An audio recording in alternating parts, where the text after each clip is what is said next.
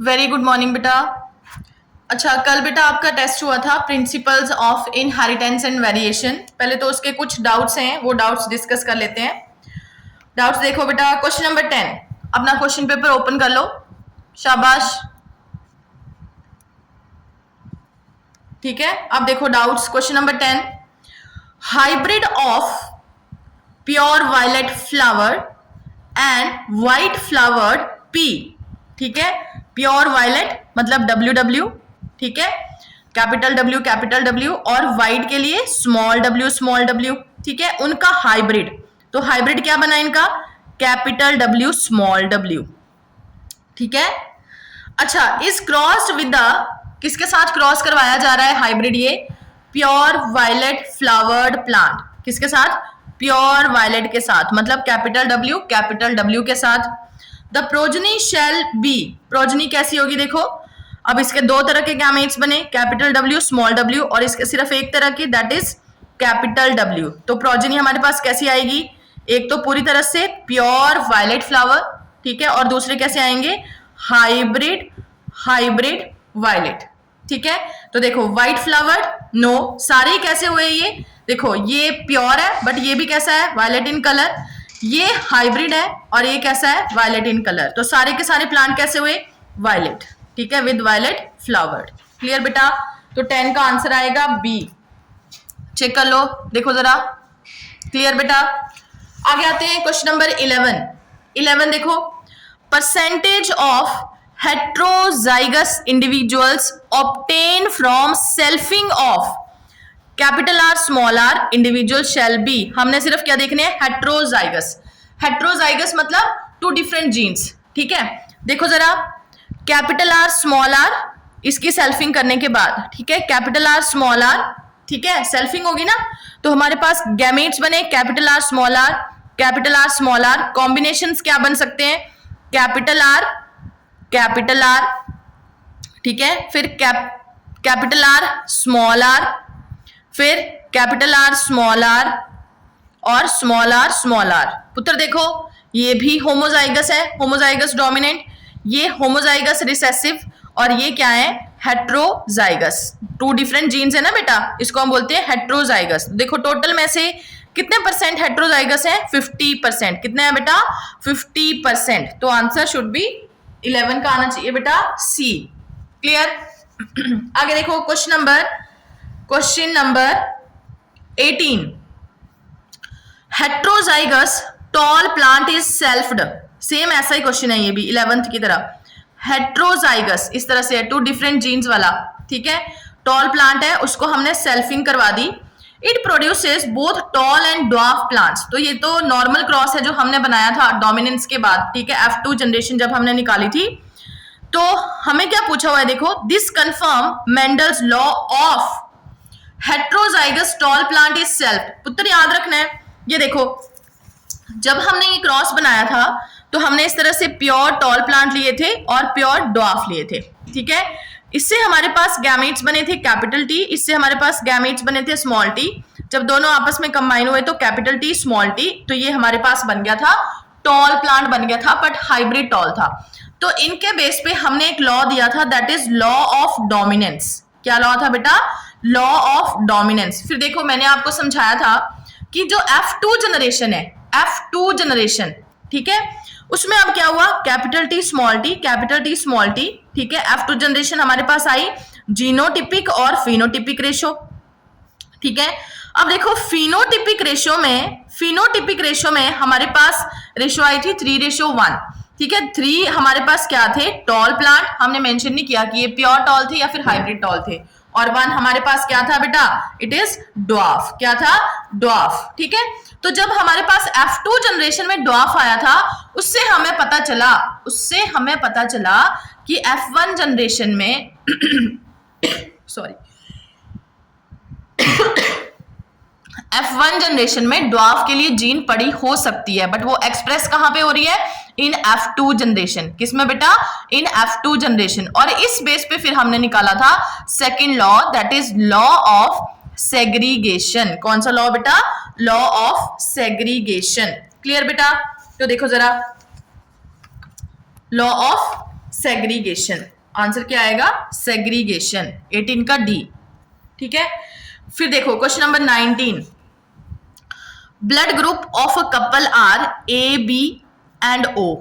ठीक है, मेल, मैंने एग्जांपल ले लिया, चलो मान लो मेल का है ए बी ब्लड ग्रुप, चलो इधर लिखो, मेल का है ए बी ब्लड ग्रुप, ठीक है, और मान लो फीमेल का है ओ ब्लड ग्रुप। ठीक है, अब जीनोटाइप देख लो क्या क्या है। इसके लिए बेटा जीनोटाइप क्या बनेंगे? I A I B. ठीक है, यही बनेंगे। और इसके लिए जीनोटाइप क्या बनेंगे? Small I. ठीक है, फिर देखो गैमेट्स, इसके बन गए आई ए आई बी बेटा, और इसके क्या बन गए? Small I. और फिर हमारे पास किस तरह के ब्लड ग्रुप बनेंगे? I A small I B small I. मतलब ब्लड ग्रुप जो प्रोजेनी बनेगी उसमें सिर्फ ये दो तरह के ब्लड ग्रुप हो सकते हैं, या तो ब्लड ग्रुप ए हो सकता है या फिर ब्लड ग्रुप बी हो सकता है। पुत्र आपको प्रॉपर क्रॉस बना के देखना पड़ेगा। ठीक है, अब देखो जरा question. Blood group of a couple are A B and O. ठीक है, the possible blood group of children will be, हमने कर लिया ए और बी। क्या हो सकता है? A B. ओ तो नहीं हो सकता, ए बी एंड ओ भी नहीं हो सकता, ए बी ग्रुप ओनली ये भी नहीं हो सकता। क्या बनेगा बेटा? A and B. ठीक है, या तो ए हो सकता है या फिर बी हो सकता है। हमने क्रॉस बना के निकाल लिया यहाँ पे। तो आंसर आएगा 19 का बेटा बी। 19 का आंसर आएगा बी। ठीक है, फिर देखो बेटा क्वेश्चन नंबर 30।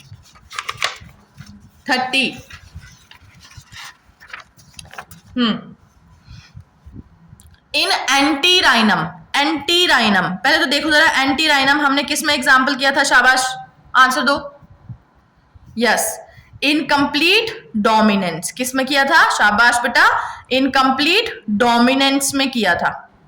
ठीक है, फिर देखो हमने उसमें क्रॉस भी बनाया था, कैपिटल आर स्मॉल आर, पर हमारे पास जो F1 जनरेशन आई वो इंटरमीडिएट थी। जैसे अगर ये रेड था, ये व्हाइट था, तो ये हमारे पास क्या आया था? पिंक आया था, इंटरमीडिएट कंडीशन। इसलिए इसको हमने क्या बोला? Incomplete dominance. अब देखो आपको आंसर खुद ब खुद मिलेगा। In antirrhinum the plants with pink flowers were hybridised.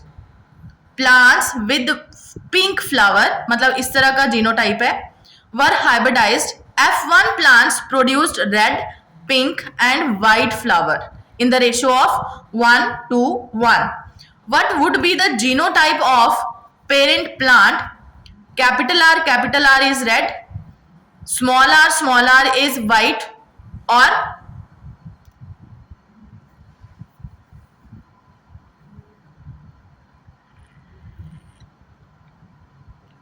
पूरी लाइन नहीं दी हुई है यहाँ पे, एक और ऐसी लाइन आनी थी, capital R small R, it is hybrid. ठीक है, ऐसे आना था, पर इससे हमें ऐसे देखो यहाँ पे समझ आ रहा है। Antirrhinum the plant with pink flower were hybridized, pink flower के साथ हाइब्रिडाइज करवाए गए। ठीक है, तो पिंक वाला ये है। ठीक है, F1 plant produce red, pink and white. तो हमारे पास देखो रेड का भी गिवन है, व्हाइट का भी गिवन है, क्या बच गया? पिंक का बच गया, जो हमें ढूंढना है। तो पिंक का क्या होगा बेटा? Capital R small R. क्या होगा? Capital R small R. तो बी आंसर आएगा, 30 का आंसर आएगा बी। ठीक है, अच्छा उसके बाद देखो क्वेश्चन नंबर है आपका, हाँ 34। क्वेश्चन नंबर 34 बेटा, which of the following characteristic represent inheritance of blood group in human? Inheritance of blood group in human. देखो अब इनहेरिटेंस ऑफ ब्लड ग्रुप मतलब एबीओ ब्लड ग्रुप के बारे में हम पढ़ रहे हैं। तो देखो एबीओ में हमने क्या क्या एग्जाम्पल पढ़े थे पुत्र? एक तो हमने पढ़ा था मल्टीपल एलील्स, वेरी क्लियर है ना। दूसरा हमने पढ़ा था कोडोमिनेंस, ए और बी दोनों शो कर रहे हैं कोडोमिनेंस। और तीसरा हमने पढ़ा था डोमिनेंस ऑल्सो। बेटा ये देखो, अगर मैंने ए ब्लड ग्रुप लिया तो ए ब्लड ग्रुप के लिए क्या जीनोटाइप आएंगे? आई ए स्मॉल आई। तो ये क्या शो करता है? डोमिनेंस। तो डोमिनेंस भी आएगा ना बेटा साथ में। ठीक है, ए बी दोनों अपना अपना शुगर बना रहे हैं, तो कोडोमिनेंस और बाकी मल्टीपल एलील्स। ठीक है, तो आंसर आएगा A B C, B answer आएगा बेटा 34 का। ठीक है, उसके बाद देखो question number 40। Question number 40 assertion reason है Given below are two statement, one is labeled as assertion and other is labeled as reason. Assertion देखो, Mendel's law of independent assortment does not hold good for the genes that are located closely on the same chromosome. ठीक है, independent assortment तो Mendel ने दी थी. ध्यान से देखो बेटा इंडिपेंडेंट असॉर्टमेंट क्या बोलता है कि separation of one pair of the chromosome is independent of other pair of the chromosome. ठीक है, ये मेंडल ने रूल दिया था. जबकि अगर हम बाद में देखें तो जो मेंडल का हम डाई हाइब्रिड क्रॉस बना रहे थे उसके लिए तो हम जीन एक ही क्रोमोसोम के ऊपर शो कर रहे थे. अगर कैपिटल आर यहाँ पे पड़ी हुई है तो कैपिटल वाई यहाँ पे पड़ी हुई है. ठीक है, तो उस हिसाब से तो ये क्या बनता है, लिंकेज बन जाता है. बट मैंने आपको समझाया था कि उस टाइम पे लिंकेज का कोई कॉन्सेप्ट नहीं आया था बेटा. और ये वाली जो जीन्स थी कैपिटल आर और कैपिटल वाई थी, भले ही वो एक क्रोमोसोम के ऊपर, बट वो इतने दूर प्रेजेंट थी कि वो किस तरह से एक्ट कर रही थी, जैसे कि वो अलग अलग क्रोमोसोम के ऊपर पड़ी हुई हैं. ठीक है, कैसे पड़ी हुई हैं, अलग अलग क्रोमोसोम के ऊपर पड़ी हुई हैं, उस तरह से वो एक्ट कर पा रही थी. कौन सी जीन्स बेटा, डाई हाइब्रिड क्रॉस के लिए जीन्स. ठीक है, तो इसलिए इस चीज में भी मेंडल लकी था. अगर उस टाइम पे लिंकेज आ गई होती तो मेंडल का ये रूल एक्सेप्ट नहीं होना था. ठीक है, क्लियर बेटा. तो देखो उस हिसाब से फिर ये डेफिनेशन बिल्कुल ठीक है with your NCERT. Mendel's law of independent assortment does not hold good for the genes that are located on the same chromosome. क्योंकि सेम क्रोमोसोम के ऊपर जो जीन्स पड़ी होती हैं उनको तो हम क्या बोलते हैं, लिंक्ड जीन्स. क्लियर बेटा. ठीक है, अच्छा तो दिस इज राइट. आगे देखो, closely located genes assort independently. पुत्र closely related genes independently assort थोड़ी होती हैं. ये देखो, अगर एक क्रोमोसोम के ऊपर ऐसे पास पास जीन्स पड़ी हुई हैं तो वो इंडिपेंडेंटली अलग हो जाएंगी? नहीं. मैंने क्या समझाया, देखो आपको, लिंकेज हम इसको बोलते हैं. और लिंकेज जब भी होगी, जो हमारे पास परसेंटेज आएगी रिकॉम्बिनेंट की, वो हमेशा कैसी आएगी, लेस देन इंडिपेंडेंट असॉर्टमेंट. कितनी बेटा, लेस देन इंडिपेंडेंट असॉर्टमेंट आएगी. ठीक है, तो closely located genes independently assort नहीं होती हैं बिकॉज दे आर लिंक्ड. ठीक है, तो दिस इज रॉन्ग. तो assertion is correct and reason is not correct. A आएगा आंसर 40 का, राइट. ठीक है, आगे देखो क्वेश्चन नंबर 67 बेटा. 67 शाबाश. Very easy. ये देखो, both the phenotype and genotype ratio is 1:1 in the F2 generation of, इन आना था, in the F2 generation of. एक तो हमने पढ़ लिया था इनकम्प्लीट डोमिनेंस, जो आपको आता है गिवन इन एनसीईआरटी. ठीक है, अच्छा ये बेटा आपने याद रखना है, अगर हम कोडोमिनेंस का क्रॉस बनाते हैं तब भी हमारे पास रेशियो आती है 1:1. ठीक है, बट क्योंकि आपकी ये एनसीईआरटी बुक में नहीं गिवन है, it is not given in NCERT. ठीक है, एनसीईआरटी बुक में ये नहीं गिवन है, इसलिए आपको थोड़ा कंफ्यूजन हुआ होगा. अदरवाइज इनकम्प्लीट डोमिनेंस की और कोडोमिनेंस की दोनों की रेशियो आएगी 1:1. तो आंसर आपका आना था डी. ठीक है, बट एनसीईआरटी में आपके सिर्फ इनकम्प्लीट डोमिनेंस गिवन है, तो क्वेश्चन आपको इसी से रिलेटेड पूछा जाएगा, नॉट विद दैट. ठीक है, आगे आओ. Question number 69. A child with O blood group has mother. बच्चे का ब्लड ग्रुप है बेटा ओ. ठीक है, तो जीनोटाइप क्या होगा, स्मॉल आई, है ना. Mother with blood group B, तो बी हमें किस तरह का जीनोटाइप चाहिए, IB विद स्मॉल आई, क्योंकि एक स्मॉल आई बीच में यहां आएगा ना फिर इसका. ठीक है, मदर से एक आएगा, फादर से एक आएगा. Father also with B blood group, तो फादर का भी क्या होना चाहिए, IB स्मॉल आई. ठीक है, देख लो मिल गया. The genotype of mother and father respectively will be, क्या होना चाहिए, IBIO, ये वाला. 69 का आंसर आएगा बेटा सी. अगर आपको लगता है कोई करेक्शन है तो मेरे को बता देना. ठीक है, आंसर चेक कर लेना आंसर की में. 69 का आंसर आएगा सी. ठीक है, अच्छा आगे देखो बेटा question number 70. The possible blood group in children from the parents with blood group B and O. बेटा very easy. Parents with blood group B and O, हमें कुछ नहीं करना है, हमें इनके जीनोटाइप लिख के क्रॉस बना के देखना है कि कैसी प्रोजनी आएगी। ठीक है, ये खुद करके देखो, फिर भी नहीं आता है तो दोबारा भेजना क्वेश्चन। ठीक है, अच्छा क्वेश्चन नंबर 80 देखो जरा। 80, in a dihybrid cross if you get 9:3:3:1, it denote that the alleles of two genes are interacting with each other. It is a multigenic inheritance. It is a case of multiple allelism. The alleles of two genes are segregating independently. Very easy. देखो ये ratio हमने कहां से निकाली थी, law of independent assortment. तो देख लो कौन सी स्टेटमेंट उसके साथ मैच कर रही है। असॉर्टमेंट मतलब segregation, independent segregation of the alleles of two genes. ठीक है, आगे क्वेश्चन नंबर 85,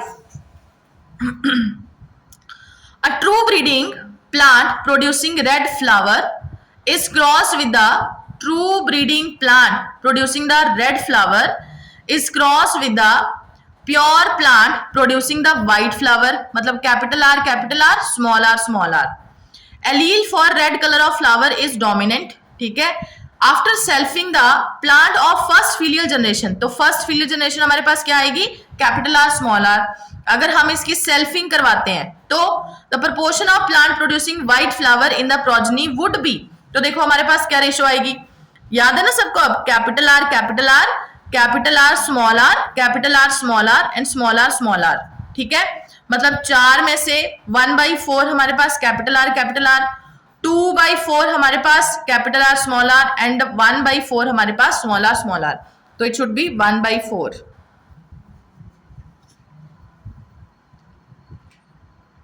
व्हाइट फ्लावर। ठीक है, क्लियर बेटा।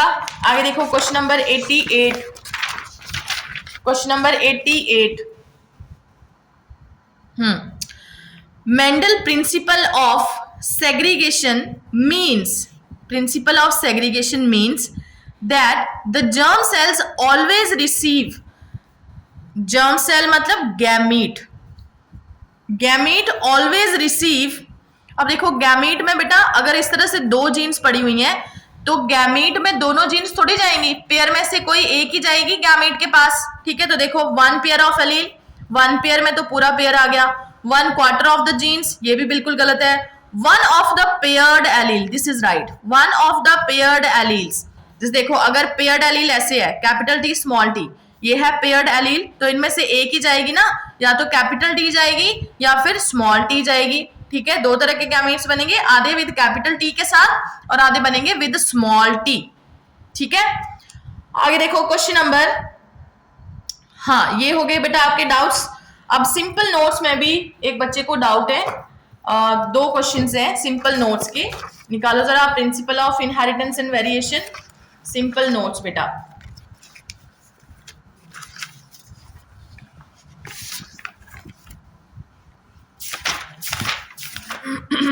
Question number 26 and